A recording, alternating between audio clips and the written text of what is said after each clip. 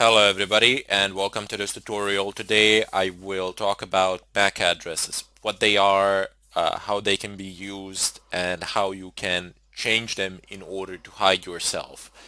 Well, what is a MAC address? A MAC address is a physical address of pretty much not your computer, but rather instead the network interface in your computer, so the network card.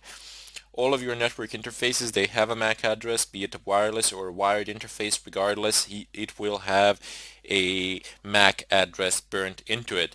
And as soon as you connect to a wireless network, or as soon as you connect to any LAN network with a wired cable or something of a kind, that particular MAC address is used to identify you in combination with an IP address within that LAN network.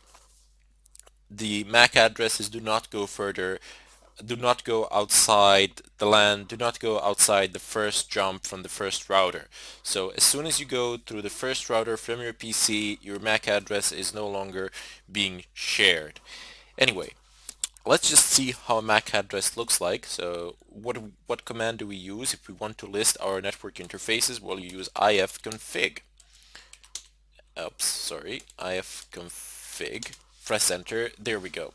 So I have a loopback interface, which I'm not really that interested. I just want to remove it for the time being. I have config eth0. And there we go. So I just wanted a listing for this particular interface, and this is your hardware address. Here it is. Do not confuse it with IPv6 address, which is here. You can see that it is a lot longer and has far more characters uh, than a MAC address. MAC addresses usually well, not usually, but always, and I mean always, the first three sets are used to identify a manufacturer of the device. So the manufacturer is identified by the first three sets, and then the manufacturer assigns other three sets to particular devices uh, as is decided. That you can't really utilize these last three sets because you don't really know what the manufacturer has done with them. But you can use the first three sets in order to figure out who has produced the device, and if you know which company has made the device, then you can know the possible vulnerabilities of that device. This is also one of the methods of footprinting, of figuring out a MAC address of a device, and if you have a MAC address, you can conclude with reasonable safety who the device belongs to, not who the device belongs to, but who has produced it, and in doing so, you will get a better idea of what you can do with with the device, how you can exploit it, and so on. Well, let's just have a look at it a bit closer. ifconfig. You can also do this. So let me just give an example of a grep command. You can use pipe grep, and you can type in this hwa hwaddr, and there you go. This is a far better listing. So it will list ETH, link, Ethernet, and HWADDR, so you can see clearly what is written here. There are methods I can filter this through awk, awk, and then just remove this and leave only this to be printed out. But here you just have a better overview of the MAC address. This is how you can get it in a bit of a better way. Now keep in mind that this HWADDR can also be, a lot of things can be written here. That depends from one system to another, but it is irrelevant. You can always view it through using an ifconfig command, and then when you know how MAC addresses are written, when you know their formats, you can always recognize them even in the vast mass of information. I'll just go ahead and clear the screen.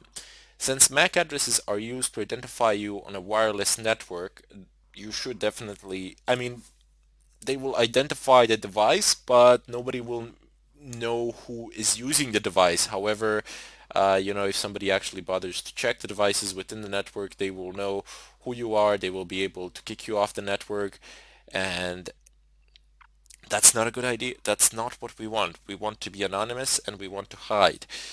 One of the downsides of MAC addresses and them being used as means of identification is that if you can view the other MAC addresses on the same network in LAN, and then you can copy those MAC addresses, use them as your own, do some sort of shenanigans on the network, admins will notice that there is a problem. They will permanently ban that MAC address, and there you go. You have successfully DDoSed the person you wanted to DDoS. I have seen this used in class so many times. Basically, what people would do is figure out what the professor's laptop MAC address is, and then they would deliberately use malicious activity on the net. Just try logging into a router a couple of times. The administrators would notice, and they would permanently ban that MAC address, effectively rendering that laptop useless for that lecture because that laptop could no longer connect to the wireless projectors where the presentations were being held. So that's a bit of a downside of it all. They eventually did get caught, and it was a pretty messy situation. But I'm just giving you an example of how these things can be used and abused as well. Not suggesting that you should do something of a kind. Use it for a benevolent purpose. Use it to make money, to advance your career and something like that. Don't use it for silly things such as these because you literally have no gain, no benefit, nothing. You can only cause yourselves harm in such a way. Anyway, without further ado, you can use a tool called Macchanger. So Macchanger, press enter, and there you go. You see it is installed here, and it gives you certain, I have given it no parameters, nothing like that. So it says usage, Macchanger option, and then device. But I don't want that. I want to use the help bar, and I'm just going to clear this Macchanger dash dash help. Let's see what we have here. So you have a few options, not that many. It's a fairly simple tool, easy enough to use. You have this one to print the help, print the version, and exit. Print the MAC address. You can also view a MAC address with this. I didn't know that actually. Let's give it a try. MAC changer. I didn't know it because I never bothered to check it in such a way. I always used ifconfig. Wait, is it S show ETH0? Huh, well, what do you know? It does actually work. So it says permanent MAC address. This is its permanent MAC address. This is its manufacturer who owns the first three sets of the MAC address, and then you have the current MAC address with which we can do whatever we want. So let's just go ahead and clear the screen for convenience sake and call the help menu once more. So this is one more way to check the MAC address and exit. This you can use actually to verify things. I usually just go and use ifconfig, but this is also a very nice thing to do. Now, this is what I was talking a moment ago. It says do not change vendor bytes. So if you want to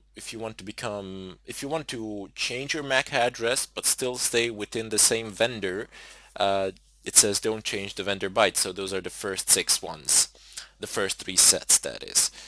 Set a random vendor MAC of the same kind. You can also use those parameters. These parameters are not used that often. Usually what you would use is either a fully random MAC address, or you would use it of a particular vendor. So you would go online, see what the particular vendor MAC addresses are, or you can print known vendors. So you got list, let me just show you, -L, and there are a lot of them. So it is only showing you the first 3 sets, and then for the other 3 you can type in whatever you feel like typing in. It doesn't even matter if you want to be, yeah, that if you, but people don't generally do this. I mean, unless there is some sort of specific thing where you want to hide in the network and pass off as a, you see, it says Balkan, this is a router, so Cisco routers. So if you want to pass on a network as a standardized device within that network and not raise any suspicions, this is a good way of doing it actually, because you can have the MAC address of a device, and if an administrator takes a look, he's going to see, oh, this is one of my routers. What do you suppose that's doing here, or something of a kind. But he won't be able to figure it out until he actually digs deeper. The important thing here is that if anybody digs deep enough, surely enough, they will find that you are doing they will figure out that you are doing something. But the idea is not to raise any flags, any suspicion, and in such a way pass off unnoticed. So once again, call the help menu, and you of course have an ability to cause a fully random MAC address, and this is what I was talking about. See here, you use the M parameter or dash dash MAC, and then you type in the MAC address that you want, and this is what people were using. They were using the MAC addresses of legit devices on the network, conduct malicious activity, and then those devices would be banned. So that's a pretty big problem that people were causing. So let me just show you what I mean by let me just show you how the changing of a MAC address looks like. We will deal with this sort of an attack a bit later on when we get into wireless hacking and breaking wireless encryptions and what you can do on a wireless LAN network. But here I just want to show you how a changed MAC address looks like. So let's just show ETH 0. Okay, so we've seen this a moment ago. Now here's what happens when I use Macchanger. Mac change Macchanger dash random ETH 0. Press enter, and there we go.